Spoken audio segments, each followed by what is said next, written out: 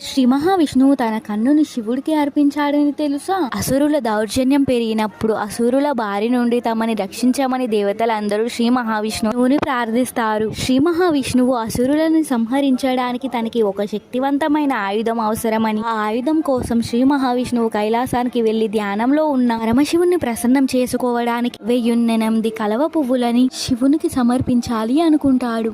ఆ పువ్వుల కోసం ప్రపంచమంతా తిరిగి 1008 కలవ పువ్వులను సేకరిస్తాడు. అంతలోనే శివుడు శ్రీ మహావిష్ణువు భక్తిని పరీక్షించాలనుకుని కలవ పువ్వులలో నుండి ఒక పువ్వుని దాచిపెడతాడు. శ్రీ మహావిష్ణువు ఎంత వెతికినా ఒక పువ్వు కనిపించకపోవడంతో అప్పుడు శ్రీ మహావిష్ణువు, నన్ను అందరూ కమలనయనుడు అంటారు, అంటే కనులు కలవ పువ్వులా ఉంటాయని.